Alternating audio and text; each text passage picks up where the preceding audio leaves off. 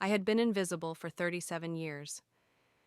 Every morning at 4:30, I unlocked the executive suite on the 42nd floor with my master key, pushing my cleaning cart through corridors that smelled of leather and ambition.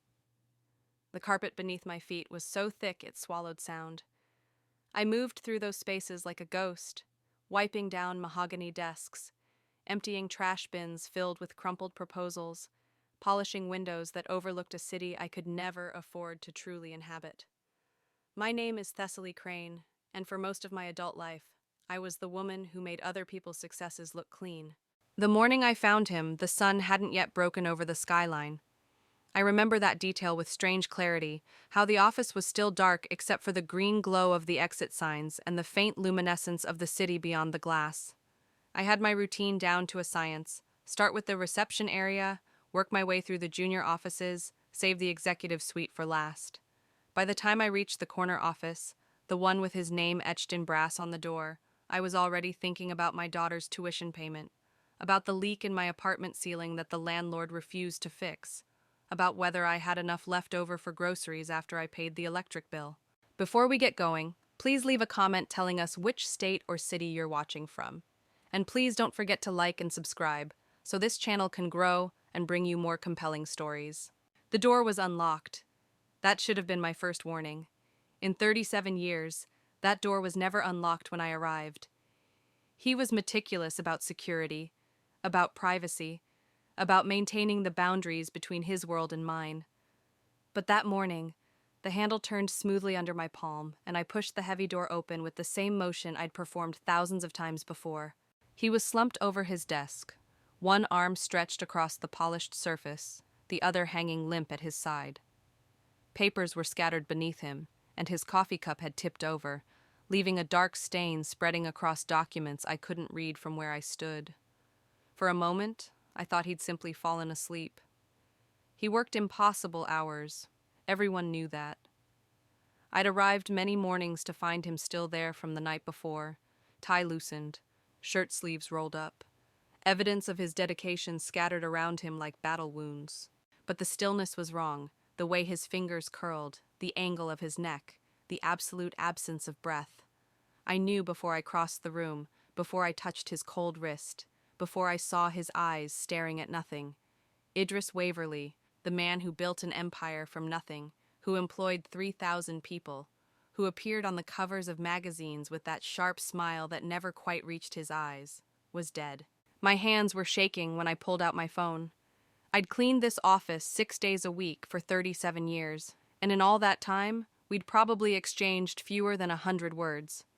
He wasn't cruel, just distant. I existed in his peripheral vision, a necessary function like the heating system or the security cameras. He said good morning when he remembered I was there. He left thank you notes twice a year, typed on his letterhead, impersonal but polite. Once, maybe 15 years ago, he'd asked about my daughter when he saw her photo on my cart. That was the extent of our relationship. I should have called security first. That's what the protocol said. But standing there in that enormous office, looking at him crumpled over his desk like a puppet with cut strings, I called emergency services instead. My voice sounded strange in my own ears, too calm, too steady, as I recited the address and explained what I'd found. The dispatcher kept me on the line, asking questions I answered automatically, while my eyes traced the familiar landscape of that room. 37 years of cleaning had made me an expert in details most people never noticed. I knew which books on his shelf were real and which ones were hollow props. I knew he kept breath mints in his top drawer and antacids in the second. I knew the photograph of the woman on his credenza had been there since before I started working here, that he never moved it, never replaced it, never referenced her. I knew his coffee preference changed with the seasons, that he read contracts with a red pen and proposals with a blue one, that he threw away more food than he ate. The paramedics arrived first, then security, then what seemed like an endless parade of people in suits who looked at me with suspicion, poorly masked as routine questioning. Where had I been? When had I arrived? Had I touched anything? Moved anything? Why had I come to his office so early? I answered everything truthfully, my voice steady even as my hands continued to shake. I'd been on this floor since 4:30. I'd arrived at his office at approximately 5:15. I'd touched the door handle, his wrist, my phone. Nothing else. I came every morning at this time. This was my job. They asked me to wait in a conference room down the hall. Someone brought me coffee I didn't drink. Through the glass walls, I could see people coming and going, their faces grave, their movements purposeful. Executives I recognized from their offices, board members I knew only from their portraits in the lobby, lawyers whose business cards I'd thrown away 1,000 times. No one looked at me. To them, I was a witness, perhaps, but not a person who mattered in this crisis. Hours passed. My supervisor came, her face tight with stress, and told me to take the rest of the week off with pay. The police wanted my contact information. Someone took my fingerprints for elimination purposes, they said. I gave them everything they asked for, signed forms I barely read, and finally, as the sun climbed high enough to fill that glass tower with harsh light, they told me I could go home. I took the service elevator down, the same elevator I'd used every morning for 37 years. My reflection in the brushed steel doors looked older than I remembered, more tired. My cleaning cart was still upstairs, abandoned in the hallway outside his office. Someone else would have to deal with it. Someone else would have to clean his office now. The thought struck me as strange, almost painful. That space had been my responsibility for longer than most marriages lasted. I knew every inch of it, every scratch on the furniture, every watermark on the windows, every place where the carpet was wearing thin. The news broke before I even made it home. My phone started buzzing with notifications, news alerts announcing his death, speculation already swirling about the cause, about the company's future, about who would take over the empire he'd built. I turned the phone off and rode the bus in silence, watching the city slide past the window, familiar and foreign all at once. My apartment felt smaller than usual when I finally locked myself inside. One bedroom, a kitchen barely big enough to turn around in, a bathroom with persistent mold in the grout no matter how much I scrubbed. This was what 37 years of cleaning other people's spaces had bought me. This, and the knowledge that my daughter wouldn't drown in debt the way I had, that she'd have opportunities I never dreamed of, that her hands wouldn't be raw from chemicals and her back wouldn't ache from bending over toilets and tubs. I didn't sleep that night. Every time I closed my eyes, I saw him slumped over that desk, saw the papers scattered beneath him, saw the coffee stains spreading like blood. The news said natural causes were suspected. A heart attack, probably. He was only 63, but he'd worked himself to exhaustion for decades. It made sense. It was tragic, but not surprising. The market had already started reacting, stocks fluctuating as investors tried to predict what would happen to the company now that its founder was gone. The funeral was announced for the following week. Private service, the statement said, but there would be a memorial at the company headquarters for employees and stakeholders. I didn't plan to go. What would be the point? I wasn't part of his life in any meaningful way. I was the woman who emptied his trash and dusted his shelves. My presence at a memorial would be awkward at best, intrusive at worst. But then the letter arrived. It came by courier, delivered to my door with a signature required. The envelope was heavy cream paper, expensive, with a law firm's name embossed in the corner.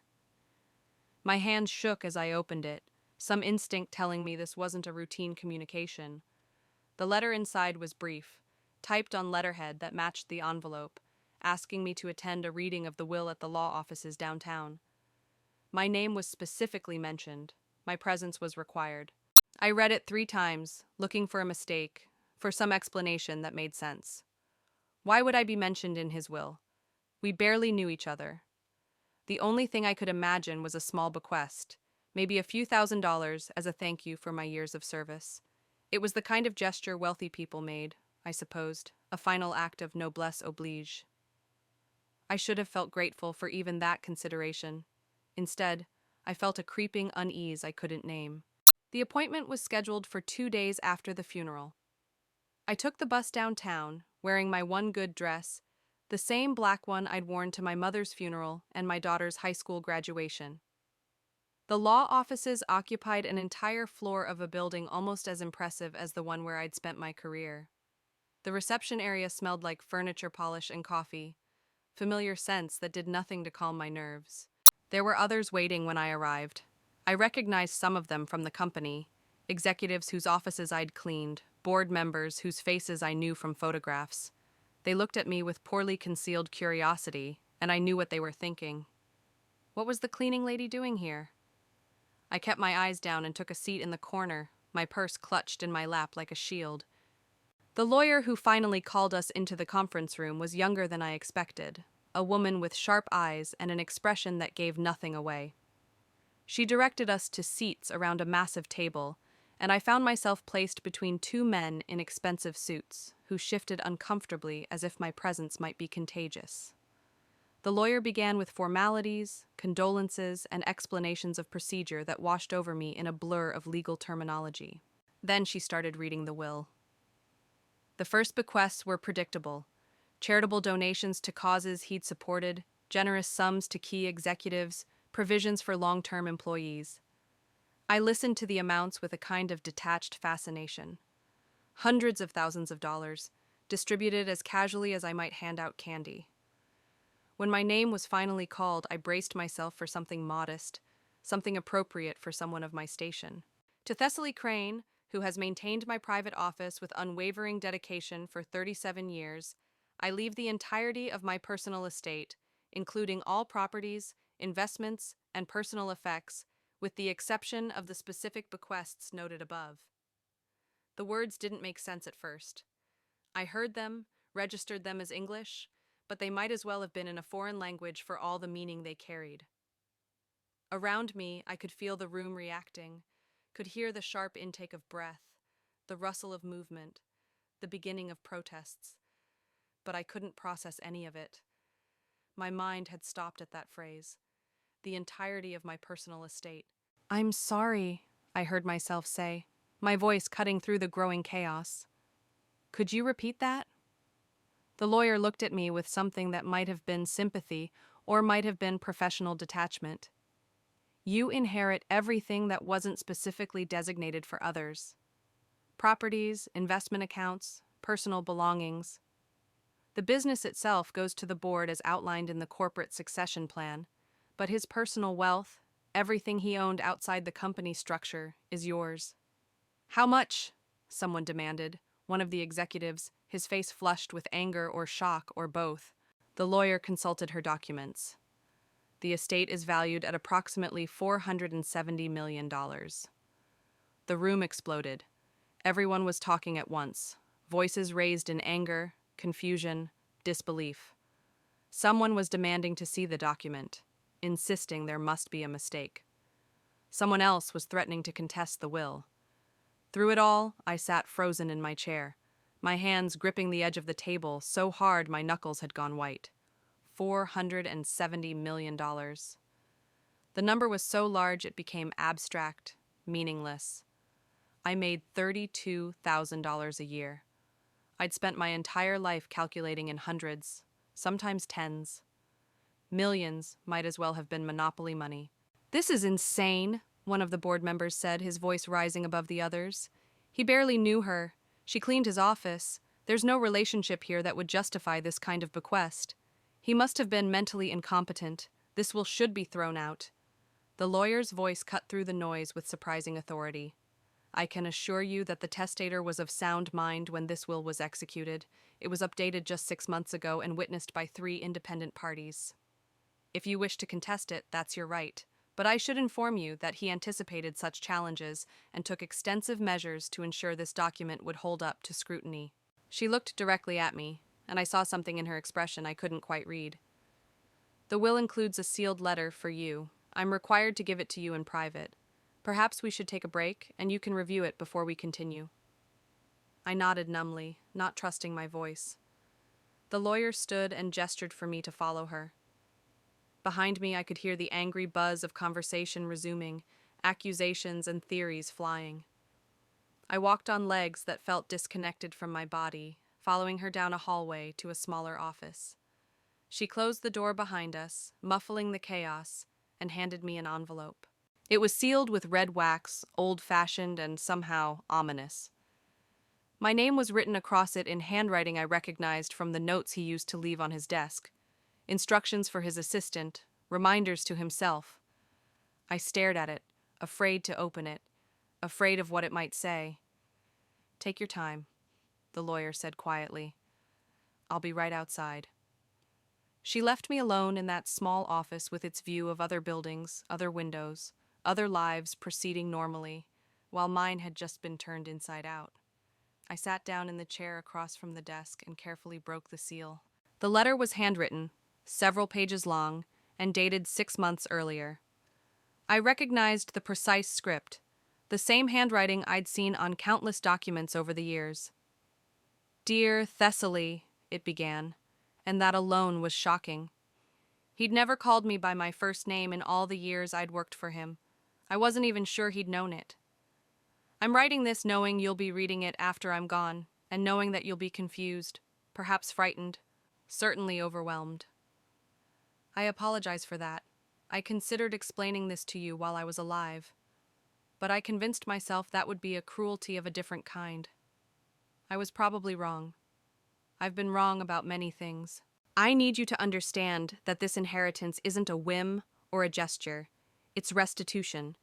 It's justice, though that word feels inadequate for what I'm trying to say. I'm going to tell you something now that I should have told you 37 years ago. Something I should have had the courage to say to your face, rather than leaving as a posthumous confession."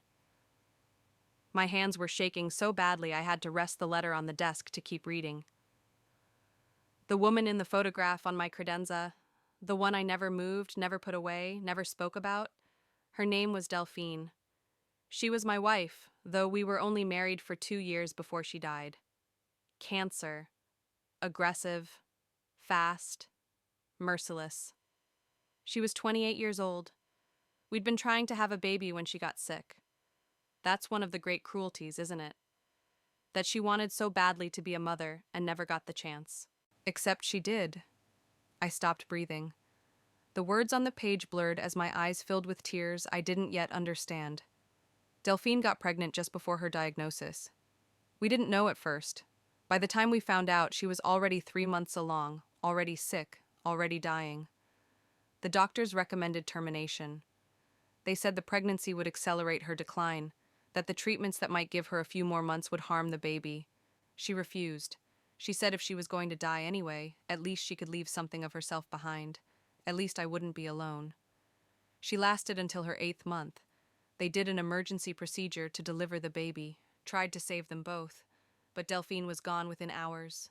The baby survived, a girl, perfect, healthy, the only good thing to come out of that nightmare. My vision was completely blurred now. I could barely make out the words, but I kept reading through the tears because I had to know, had to understand. I couldn't do it. I looked at that baby, at my daughter, and all I could see was what she'd cost me. I know how that sounds. I know it makes me a monster. She was innocent, blameless, but every time I looked at her face, I saw Delphine dying, saw the choice she'd made, saw the future we'd lost. I told myself I'd get past it, that I'd learn to be a father, that love would come eventually. But every day it got harder instead of easier. I was drowning, and I couldn't reach for the lifeline because the lifeline was the reason I was underwater. I hired a nanny, a good one, young, capable, someone who actually wanted to be there.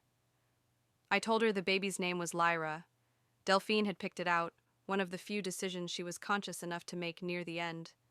The nanny took care of everything: feedings, diapers, the endless crying. I went to the office and stayed there 18, 20 hours a day. I built my company because I couldn't build a relationship with my own daughter. When Lyra was 6 months old, the nanny told me she was quitting. She'd met someone, was getting married, moving across the country. She gave me a month's notice, time to find a replacement. I tried. I interviewed dozens of candidates, but every time I came home and saw that baby, saw Delphine's eyes in her face, I couldn't bear it. So I did something unforgivable. I was sobbing now, the letter shaking in my hands, but I couldn't stop reading. I took Lyra to a hospital, one of the public ones downtown. I left her in the emergency room with a note pinned to her blanket saying I couldn't take care of her, that she needed help, that she deserved better than I could give her. I didn't leave my name. I didn't leave any way for them to trace her back to me. I abandoned my daughter in a hospital waiting room and walked away. I told myself it was for the best, that she'd be adopted by people who actually wanted a baby, who could love her the way she deserved. I threw myself into work even harder, built the company into an empire, made more money than I could ever spend. I convinced myself I'd made the right choice. I was good at business, bad at being human, better to focus on what I could do rather than torture a child with what I couldn't. Then, 18 years after I left Lyra in that hospital, you applied for a job in our cleaning division. The world tilted. I gripped the edge of the desk, reading and rereading that sentence. I didn't recognize you at first. Why would I? I'd seen my daughter for 6 months as an infant, and now here was a young woman with Delphine's eyes asking for a job mopping floors. But you filled out your application so carefully, listing your date of birth, the name the foster system had given you after you were found abandoned in a hospital. Thessaly. They named you Thessaly because the nurse who found you was reading Greek mythology. I could have dismissed it as coincidence. Lots of babies are abandoned. But I couldn't stop looking at your face, at your eyes, at the way you moved that reminded me so much of Delphine. So I had my people investigate quietly, found the hospital records, matched the dates, confirmed what I already knew in my bones. You were Lyra.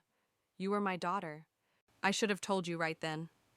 Should have explained everything, begged for forgiveness I didn't deserve, tried to build some kind of relationship with you. But I was a coward. I'd been a coward for 18 years, and I didn't know how to stop. How do you tell someone you abandoned them? How do you explain that you were too broken to be what they needed? How do you ask forgiveness for something unforgivable? So, I did the only thing I knew how to do. I made sure you got hired. Made sure you were assigned to the executive floor, to my office specifically. I told myself I just wanted to keep an eye on you, make sure you were okay, provide for you in the only way I knew how. But the truth is I was too afraid to be your father, so I let you clean my floors instead. For 37 years, I watched you work. I saw you struggle with money, saw you raise your own daughter alone, saw you sacrifice everything to give her opportunities you never had. I saw you become the parent I never was, and I was too ashamed to tell you that you were doing it all on your own, when you should have had help, when you should have had family. I updated my will 6 months ago when my doctor told me my heart was failing. He gave me a year, maybe 2. Turns out he was optimistic. I wanted to tell you then, wanted to sit you down and explain everything, but I convinced myself it would be cruel to burden you with this knowledge while I was still alive. You'd be forced to interact with me, to work for me, knowing what I'd done. I told myself this was kinder. It wasn't kinder. It was cowardice dressed up as consideration. Everything I'm leaving you should have been yours all along. You're my daughter, Lyra. You're my only child, my only family. The company goes to the board because that's business, but everything else, everything that's actually mine, belongs to you. It's not enough. Nothing could be enough, but it's yours. In this envelope, you'll find documents, birth certificates, hospital records, DNA, test results I had done without your knowledge. I'm sorry for that violation, but I needed confirmation, needed to be sure. You'll also find information about Delphine, about your mother, photos, letters, medical records. She loved you before you were born. She chose you over her own life. I need you to know that, to understand that if she'd lived, you would have been so loved. I know this changes nothing. I know I don't deserve your forgiveness. I don't expect it. But I need you to know the truth, and I need you to have what should have been yours from the beginning. You were never the cleaning lady to me. You were my daughter, and I was too broken and too afraid to tell you. I'm sorry. Your father, Idris. I sat in that office and cried until there was nothing left. Cried for the mother I never knew, for the father who couldn't be what I needed, for the 18 years I spent in foster care when I had a parent all along. Cried for the 37 years I scrubbed his floors while he watched in silence. Cried for my daughter, who had a grandfather she'd never meet, Who could have had family when it was just the two of us struggling to survive? The papers he mentioned were there, tucked into the envelope. Birth certificate listing my original name as Lyra Waverley, hospital records from the night I was found, DNA results that proved what his letter claimed, and photographs. So many photographs. A young woman with dark hair and my eyes, smiling at the camera, her hand resting on a barely visible baby bump. More of her, thinner, weaker, holding a tiny infant wrapped in a yellow blanket. The last one was just the baby, alone in a hospital bassinet, a note visible at the edge of frame. I studied that woman's face, trying to see myself in her, trying to imagine what she'd been like. She'd chosen to die so I could live. She'd wanted me so badly she'd given up her own future, and he'd thrown that gift away because he couldn't handle the grief. There was a knock on the door. The lawyer stepped in quietly, her expression carefully neutral. "Do you need more time?" I wiped my face with the back of my hand. "No. Yes. I don't know." She sat down across from me. "I know this is overwhelming. I can't imagine what you're feeling right now, but I need to ask, do you want to proceed with the inheritance? You have the option to refuse it if this is too much, if you don't want anything from him." Did I want it? $470 million from a father who'd abandoned me twice, first as an infant, then by hiding the truth for 37 years. Money that should have meant I never struggled, never worried, never had to scrub other people's toilets to survive. It felt like blood money, like compensation for a crime that could never be made right. But it was also my mother's legacy. She'd died to give me life, and this money was the fruit of those years she'd never got to see. It was my daughter's inheritance, my grandchildren's future. It was security I'd never known, opportunities I'd never had, the ability to help others the way no one had helped me. "I want it," I heard myself say. "But I need time. I need to process this. I need to figure out what to do with it." The lawyer nodded. "There's a trust structure set up that will take a few weeks to fully transfer. In the meantime, you have access to immediate funds for any expenses you need. And there's one more thing." She pulled out another envelope, this one thinner. "He left instructions for his funeral. He wanted you to speak at the memorial if you're willing. You don't have to decide now." I took the envelope mechanically. Did anyone else know about me? No one. He kept it completely confidential. Even I didn't know until I read the will in preparation for this meeting. He was very good at keeping secrets. Too good. I thought of all those years, all those mornings in his office, the polite distance between us that I'd never questioned, because that was just how things were. How many times had he watched me work and wanted to say something? How many moments had we lost because he couldn't find the courage to speak? The lawyer's voice cut through the silence. "The others are demanding to contest the will," she continued. "They'll claim undue influence, mental incompetence, any argument they can make. With this amount of money at stake, they won't give up easily." "But you said he protected against that." "He did.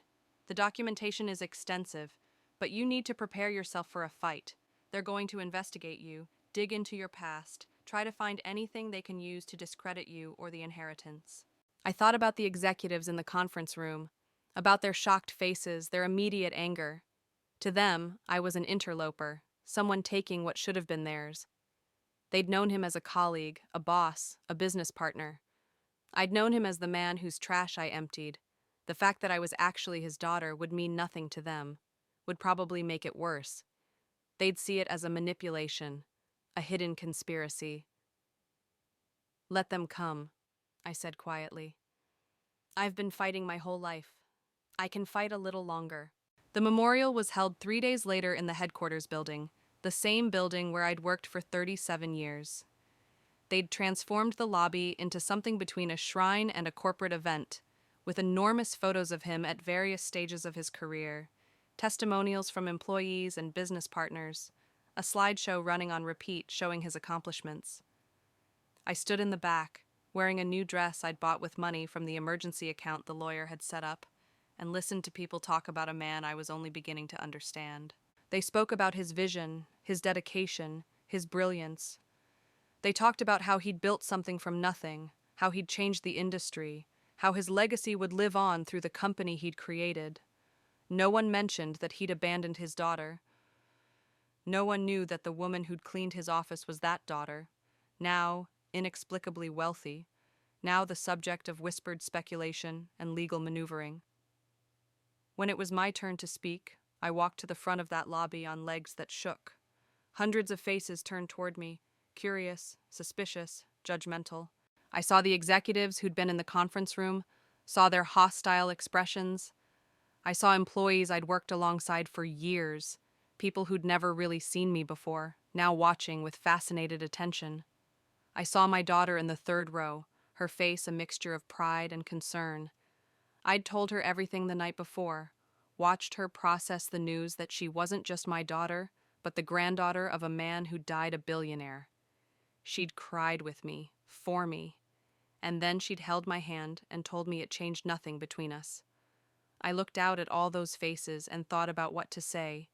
The speech he'd written was in my pocket, words he'd wanted me to speak on his behalf. But standing there, I realized I couldn't give his speech. I had to give mine. "My name is Thessaly Crane," I began, and my voice was steadier than I expected. "For 37 years, I cleaned the executive offices in this building. I was here before most of you arrived in the morning and after most of you left at night. I was invisible, which is what good cleaning staff should be. We're not supposed to be noticed. We're supposed to make your work easier, without reminding you that someone has to scrub the toilets and empty the trash." I could see confusion on some faces, surprise on others. This wasn't the speech they'd expected. I knew this man in a way most of you didn't. I saw his office when he wasn't performing for anyone, when it was just him and his work and his secrets. I saw what he kept and what he threw away. I saw how hard he worked and how lonely he was. I saw the photograph he kept on his desk of a woman he never talked about, never explained, never forgot. My voice cracked slightly, but I pushed through. 3 days ago, I learned that man was my father. He abandoned me as an infant because he couldn't handle the grief of losing my mother. Then, 18 years later, when I applied for a job here, he recognized me and said nothing. He let me clean his floors for 37 years while keeping the secret of who I was. I'm angry about that. I have every right to be angry. But I'm also trying to understand. He was broken in ways I'm only beginning to comprehend. He made choices I can't defend, choices that hurt me in ways I'm still processing. But he also made sure I had a job when I needed one. He made sure I was safe, employed, able to provide for my daughter. He watched over me in the only way he knew how, from a distance, silently, unable to bridge the gap he'd created. I pulled out the envelope with his speech and held it up. He wrote something for me to say today, words he wanted you to hear. But I think I've spent enough of my life speaking words that weren't mine, performing roles other people assigned me. So I'm going to say what I need to say instead. I put the envelope back in my pocket. He wasn't a perfect man. He was brilliant in business and broken in life. He built an empire but couldn't build a relationship with his own child. He gave jobs to thousands but couldn't give love to the one person who needed it most. That's the truth, and I won't stand here and pretend otherwise. But here's the other truth. He tried in his way to make amends. He left me everything, not as charity but as restitution. He spent the last years of his life documenting the truth, so I would know where I came from, who my mother was, why I ended up in foster care. He made sure I would have the resources I need to build a different life, to give my daughter and her children opportunities he denied me. I don't know if I forgive him. I don't know if I ever will, but I'm going to honor the one thing he did right. I'm going to use what he left me to help other people like me, people who've been invisible, who've struggled, who've been abandoned. There are thousands of children in foster care right now, thousands of single mothers working multiple jobs, thousands of people who clean offices and serve food and drive trucks, and who never get recognized for the essential work they do. That's going to be his legacy, the one I choose to create from what he left behind. Not the company, not the business empire, but the chance to change lives the way mine should have been changed, the way he could have changed it if he'd been brave enough. I looked directly at the portrait of him they'd set up. The official photograph with that sharp smile. I hope that's enough, Dad. I hope wherever you are, you understand that this is the best I can do with what you've given me. You weren't the father I needed, but you were the father I had. I'm going to try to make that mean something. I stepped down from the podium and walked back through that silent crowd. My daughter met me at the edge of the room and wrapped her arms around me. We stood there holding each other while around us. The memorial continued, people slowly beginning to talk again, to process what they'd just heard. The lawsuit was filed the next week. 7 board members and 4 executives contested the will, claiming everything from undue influence to fraud to insanity. They demanded forensic investigations, competency evaluations, analysis of every document he'd signed in the last 5 years. The media picked up the story, and suddenly I was news. The cleaning lady who inherited $500 million, the secret daughter no one knew existed. Conspiracy theories proliferated online. Some people said I'd manipulated him, seduced him, convinced him to change his will. Others said I'd killed him to get the money faster. The more fantastic theories suggested I'd always known who he was and had spent 37 years positioning myself for this exact outcome. I hired my own lawyers, the best the emergency account could afford, and prepared for war. They deposed me for 8 hours, asking questions about every interaction I'd ever had with him, every conversation, every moment we'd shared. I told them the truth, that we'd barely spoken, that I'd had no idea who he was until after his death. They didn't believe me. How could I not have known? How could I have worked for him for 37 years without suspecting? How convenient that I'd happened to apply for a job at his company. How suspicious that he'd changed his will just months before his death. I had the documents he'd left me, the DNA test, the paper trail he'd created. But my lawyers warned me that might not be enough. The opposition was arguing that even if I was his biological daughter, which they grudgingly couldn't deny given the genetic evidence, I'd clearly taken advantage of his guilt. They painted a picture of a cunning woman who'd discovered the truth, who'd manipulated a dying man's conscience, who'd convinced him to make an irrational bequest out of misplaced remorse. The investigation into his death, initially ruled natural causes, was reopened. They exhumed his body, ran toxicology tests, analyzed the coffee stain on his desk. Someone leaked to the press that they were looking at me as a person of interest. My face was on the news, my entire history dug up and displayed, failed relationships, financial struggles, my daughter's father who'd left when she was 2. They made me look desperate, calculating, dangerous. I stopped leaving my apartment. Reporters camped outside my building.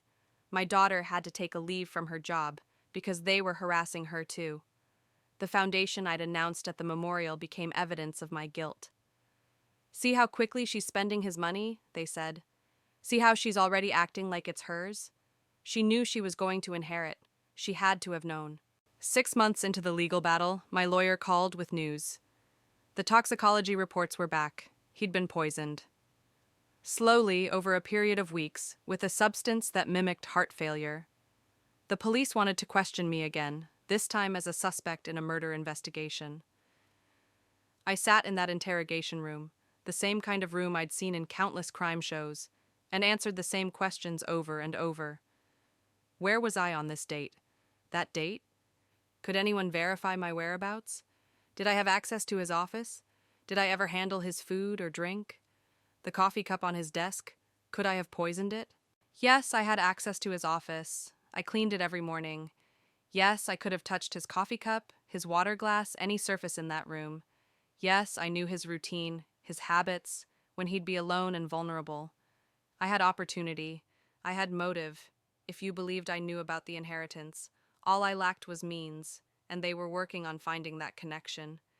My daughter came to see me after that interrogation, her face drawn and exhausted. "Mom, this is insane. They can't actually think you killed him." But they could think it, and they did. The theory was elegant in its way. Woman discovers she's the long-lost daughter of a billionaire, realizes he's dying anyway, decides to speed things along before he can change his will again, uses her access to poison him slowly, makes it look natural, almost gets away with it until the will reveals her identity and people start asking questions. It would have been a decent theory if it had any basis in reality, but I hadn't known who he was. I hadn't poisoned him. I hadn't wanted him dead. I'd wanted him alive so I could ask him questions, so I could understand, so I could decide whether forgiveness was possible. His death had stolen that opportunity from me, and now it threatened to steal everything else too. The break came from an unexpected source. The head of security at the building, a woman named Kestrel, who'd worked there almost as long as I had, came forward with surveillance footage. She'd been going through archives, looking for something else entirely, when she found it. 3 weeks before his death, late at night when the building was almost empty, someone entered his office. Not me. One of the board members, a man named Hadrian, who'd been one of the loudest voices contesting the will. The footage showed him at the coffee station in the executive suite, the one that made the special brew kept for the top executives. Showed him adding something to the container, something from a small vial he pulled from his pocket. Showed him looking around to make sure he wasn't observed, then carefully putting everything back the way it was. Kestrel brought the footage to the police herself, bypassing the lawyers, the company, everyone who might have tried to suppress it. Within hours, Hadrian was arrested. Within days, he confessed. He hadn't been trying to kill anyone.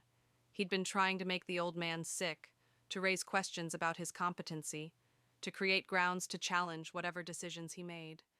But he'd miscalculated the dosage, or perhaps the target's heart had been weaker than he'd known. Instead of making him sick, he'd killed him. The confession changed everything. The murder investigation pivoted away from me.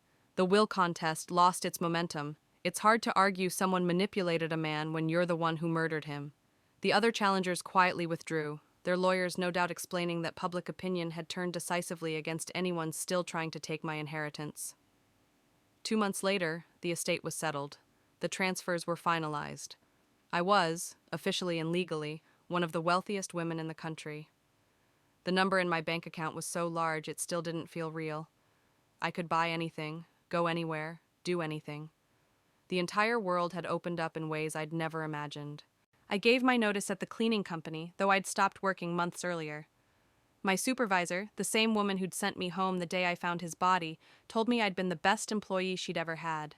Reliable, thorough, dedicated. She didn't mention that I was now worth more than the entire company she managed. We both pretended this was a normal resignation, that I was retiring like anyone else after a long career. I bought a house, a real one, with a yard and a guest room for my daughter. Nothing ostentatious, nothing that screamed wealth. Just a comfortable place in a good neighborhood, the kind of home I'd dreamed about but never thought I'd have. I hired a financial advisor, a lawyer, an accountant. I set up the foundation I'd promised, endowed it with enough money to fund it in perpetuity. Foster care reform, support for single mothers, job training programs for people leaving poverty. The causes I knew intimately, that I'd lived. My daughter went back to school, pursuing the degree she'd put off because we couldn't afford it. I watched her walk across campus with books under her arm, and I cried thinking about how different her life could have been if he'd made different choices, but also how different my life might have been, how I might never have developed the strength I had, the resilience, the understanding of what it meant to struggle. On the anniversary of his death, I went back to the building. Not to clean, but to visit. I took the elevator to the 42nd floor, walked past the security desk where Kestrel gave me a quiet nod, and stood outside the office that had been his. It was someone else's now, another executive, another desk, another life being lived in that space. I didn't go in. I just stood in the hallway, remembering. 37 years of cleaning that office, and I'd never really seen it. I'd seen the surfaces, the dirt, the things that needed to be wiped away. But I'd never seen the man who'd sat at that desk, struggling with secrets too heavy to share. I'd never seen my father because he'd never given me the chance. And now I never would. The grief hit me then, delayed and unexpected. Not for what I'd lost, but for what had never existed in the first place. The relationship we could have had, the conversations we never shared, the chance for him to know his granddaughter, for her to know him. All of it gone, wasted, sacrificed to his fear and shame and inability to be vulnerable. I thought about the letter he'd left me, the apology that came too late. I thought about my mother, the woman in the photographs who died so I could live. I thought about the choices people make when they're broken, when they're grieving, when they're too afraid to face their own failures. I thought about forgiveness, whether it was something you gave or something you withheld, whether it mattered when the person who needed it was gone. Standing in that hallway, in the building where I'd spent most of my adult life invisible and unacknowledged, I realized forgiveness wasn't about him anymore. He was beyond the reach of my anger or my grace. Forgiveness was about me, about whether I could make peace with a past I couldn't change, about whether I could take what he'd given me, this strange and terrible gift, and use it to create something better. I forgive you, I said quietly to the empty hallway, not because you deserve it, but because I do. The words felt right. They felt like an ending, or maybe a beginning. I wasn't the cleaning lady anymore. I wasn't even just his daughter. I was Thessaly Crane, a woman who'd survived abandonment and poverty and suspicion and grief. A woman who'd inherited a fortune and decided to use it to help others survive too. A woman who'd learned that you could be invisible for years and still matter, still have value, still change the world once someone finally saw you. I turned away from that office and walked back to the elevator. The building hummed around me with the sound of business, of lives being lived, of work being done. Somewhere in here, there was probably another woman like I'd been, cleaning offices before dawn, invisible to everyone around her, carrying her own stories and struggles that no one bothered to ask about. I made a mental note to find her, to see her, to make sure she knew she mattered. That was what I could do with this inheritance, with this improbable, impossible gift.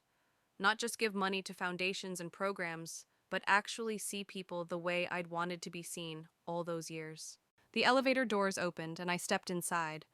My reflection stared back at me from the brushed steel, a woman I was still learning to recognize. Older now, wealthier, but still me underneath it all.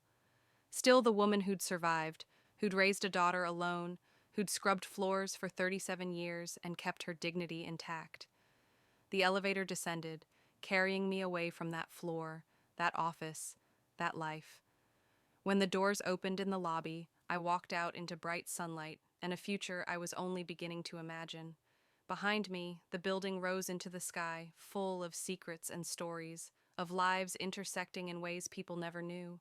I'd been one of those invisible stories for so long. Now I was visible, seen, acknowledged in ways that felt overwhelming and uncomfortable and right. I didn't know yet what I would build with this inheritance, how I would shape his legacy into something that honored my mother's sacrifice and recognized my own survival. But I had time now. I had resources. I had a voice people would listen to, whether I wanted that responsibility or not. My daughter was waiting for me outside, leaning against my new car, her face breaking into a smile when she saw me. I walked toward her, toward the future, toward whatever came next. The past was done, sealed away like a letter in an envelope, full of pain and secrets and truths that came too late.